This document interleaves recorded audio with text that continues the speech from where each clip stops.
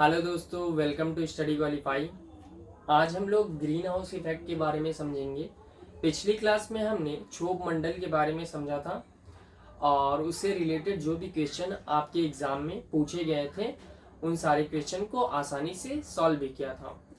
आज हम लोग ग्रीन हाउस इफेक्ट को समझेंगे और इससे रिलेटेड जो भी क्वेश्चन आपके एग्जाम में पूछे गए हैं उन सारे क्वेश्चन को सॉल्व भी करेंगे। ठीक है, तो आइए समझते हैं ग्रीन हाउस इफेक्ट क्या होता है। तो पृथ्वी की सतह पर जो सौर ऊर्जा आ रही है वो तरंग के रूप में आती है। इसमें कुछ सूक्ष्म लंबाई की तरंगे होती है और कुछ दीर्घ लंबाई की तरंगे होती है। जो सूक्ष्म तरंगे होती है वो पृथ्वी की सतह द्वारा अवशोषित हो जाती है, लेकिन जो दीर्घ लंबाई की तरंगे होती है वो पृथ्वी की सतह द्वारा परावर्तित हो जाती है और वापस अंतरिक्ष में जाती है। लेकिन हमारे वायुमंडल में कुछ ऐसी गैसेस होती है जो इन तरंगों को अवशोषित कर लेती है, जिससे वायुमंडल का तापमान बढ़ जाता है। इसे ही ग्रीन हाउस इफेक्ट कहते हैं। ग्रीन हाउस इफेक्ट के कारण ही पृथ्वी पर जीवन के लिए उपयुक्त तापमान बना रहता है। तो चलिए देखते हैं कौन कौन सी गैसेस हैं जो ग्रीन हाउस इफेक्ट करवाती है। उन्हीं गैसों को हम लोग ग्रीन हाउस गैस कहते हैं।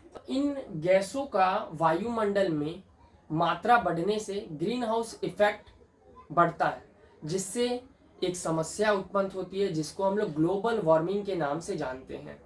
अगर ग्रीन हाउस इफेक्ट बढ़ेगा तो वायुमंडल का तापमान बढ़ेगा, और वायुमंडल का अगर तापमान बढ़ता है तो उसको हम लोग ग्लोबल वार्मिंग या हिंदी में वैश्विक ताप वृद्धि कहते हैं। Green house gas nitrogen dioxide, carbon dioxide, methane, hydrogen sulphide, ozone, chlorofluorocarbon, जलवाष्प, कार्बन मोनोऑक्साइड और क्लोरीन है। लेकिन जो ऑक्सीजन और नाइट्रोजन है वो ग्रीन हाउस गैस नहीं है। आपसे एग्जाम में पूछा जाता है, 4 ऑप्शन दे दिए जाएंगे और पूछा जाएगा कि बताइए इनमें से कौन सा ग्रीन हाउस गैस नहीं है। तो आपको ऑप्शन में देख लेना है कि ऑक्सीजन और नाइट्रोजन जो होता है वो ग्रीन हाउस गैस नहीं होता है। चलिए अब देखते हैं कि ग्रीन हाउस गैस की मात्रा में वृद्धि कैसे हो रही है वायुमंडल में। तो ग्रीन हाउस गैस के मुख्य सोर्स क्या है? तो सबसे पहला जो सोर्स है वो है वृक्ष और जानवरों के अवशेष के सड़ने और गलने से मीथेन गैस जो रिलीज होता है वो भी एक ग्रीन हाउस गैस है। दूसरा जो कारण है, फ्रिज में हम लोग क्लोरोफ्लोरोकार्बन का यूज करते हैं, जिससे वायुमंडल में क्लोरोफ्लोरोकार्बन की मात्रा बढ़ती है और ये भी एक ग्रीन हाउस गैस है। तीसरा जो कारण है, जीवाश्म ईंधन का उपयोग अगर हम लोग अधिक करते हैं तो वायुमंडल में कार्बन डाइऑक्साइड की मात्रा बढ़ती है। जीवाश्म ईंधन कौन से होते हैं? जो कोयला और पेट्रोल होता है, अगर उसका उपयोग हम लोग ज्यादा करते हैं तो कार्बन डाइऑक्साइड की मात्रा वायुमंडल में बढ़ती है, और कार्बन डाइऑक्साइड जो है वो ग्रीन हाउस इफेक्ट जो है सबसे ज्यादा करवाती है। उसके बाद एक और रीजन है प्राकृतिक वनस्पतियों का अंधाधुंध कटाई। अगर हम लोग पेड़ पौधों को काट देंगे तो इससे क्या प्रॉब्लम होगा? क्योंकि जो पेड़ पौधे होते हैं वो वायुमंडल से कार्बन डाइऑक्साइड को अवशोषित करते हैं और ऑक्सीजन को छोड़ते हैं। तो अगर पेड़ पौधे अगर हम लोग ज्यादा मात्रा में काटेंगे तो वायुमंडल से कार्बन डाइऑक्साइड अवशोषित नहीं होगा, जिसके कारण वायुमंडल में कार्बन डाइऑक्साइड की मात्रा बढ़ जाएगी और ग्रीन हाउस इफेक्ट भी बढ़ जाएगा, जिससे ग्लोबल वार्मिंग की समस्या उत्पन्न होगी। आइए अब देखते हैं ग्लोबल वार्मिंग के बारे में। तो वैश्विक ताप वृद्धि, तो ग्रीन हाउस गैस की मात्रा बढ़ने से जो समस्या उत्पन्न होती है उसी को ग्लोबल वार्मिंग या वैश्विक ताप वृद्धि के नाम से जाना जाता है। सबसे ज्यादा किसके वैश्विक ताप वृद्धि में सबसे ज्यादा कौन सी गैस का योगदान होता है? कार्बन डाइऑक्साइड का। ठीक है, तो वैश्विक ताप वृद्धि के कारण क्या हो सकता है, मतलब इसकी हानियां क्या है, इसका प्रभाव क्या पड़ेगा, वो थोड़ा देख लेते हैं। तो सबसे पहले तो मरुभूमि का क्षेत्र बढ़ जाएगा। इससे क्या प्रॉब्लम होगा? जो अनाज उत्पन्न कम होगा। फिर से मौसम जो मौसमी वर्षा होती है वो भी पूरी तरह से बंद हो सकती है। आंधी तूफान चक्रवात बाढ़ का संभावना हो सकता है। तो ये सारी समस्याओं का हमें सामना करना पड़ सकता है। 1/3 वैश्विक वन समाप्त हो सकते हैं। ठीक है, तो ये भी आपसे पूछा जाता है एग्जाम में कि बताइए वैश्विक ताप वृद्धि का एक हानि बताइए, तो ये पूछा जाता है बेसिकली।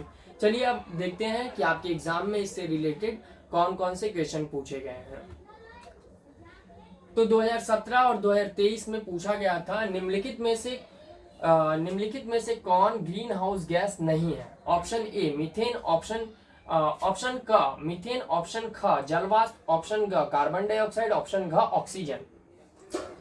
तो इनमें से जो पूछा गया कौन सा ग्रीन हाउस गैस नहीं है, तो मीथेन तो है भाई, जलवाष्प भी है, कार्बन डाइऑक्साइड भी है, लेकिन जो ऑक्सीजन है वो ग्रीन हाउस गैस नहीं होता है। मैंने उसी टाइम आपको बताया था। तो ऑक्सीजन और नाइट्रोजन जो होता है वो ग्रीन हाउस गैस नहीं होता है, ध्यान रखिएगा। 2017 में पूछा गया था वैश्विक उष्णता का एक हानिकारक प्रभाव लिखिए। तो एक हानिकारक प्रभाव क्या है इसका, मरुभूमि का क्षेत्र बढ़ जाएगा, अन्न उत्पादन कम होगा, मौसमी वर्षा पूरी तरह से बंद हो सकती है। तो ये सारे इसके हानिकारक प्रभाव है। 2018 में पूछा गया था फिजिक्स में निम्न में से किस ग्रीन हाउस गैस का वैश्विक उष्णता के प्रति सबसे अधिक योगदान है। तो मैंने आपको बार बार बताया कि जो कार्बन डाइऑक्साइड होता है उसका वैश्विक उष्णता में सबसे ज्यादा योगदान रहता है। तो राइट आंसर आपका ऑप्शन नंबर बी होगा, यहाँ पे बी हो जाएगा कार्बन डाइऑक्साइड। तो यहाँ सी लिखा हुआ है तो सी लेके चलिए आप। 2019 में पूछा गया था आपसे निम्नलिखित कौन सी गैस पृथ्वी की सतह से विकिरित दीर्घ तरंग लंबाई वाली इंफ्रारेड किरणों को अवशोषित करती है। तो दीर्घ तरंग लंबाई वाली गैसों को कौन अवशोषित करती है, जो ग्रीन हाउस गैस रहती है वही अवशोषित करती है।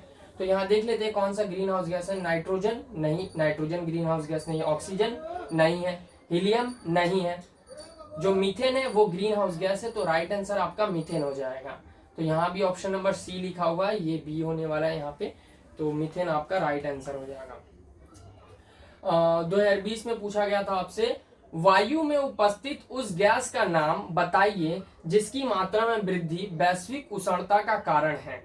तो कौन सी गैस के कारण वैश्विक उष्णता होता है, तो कार्बन डाइऑक्साइड के कारण सबसे ज्यादा होता है।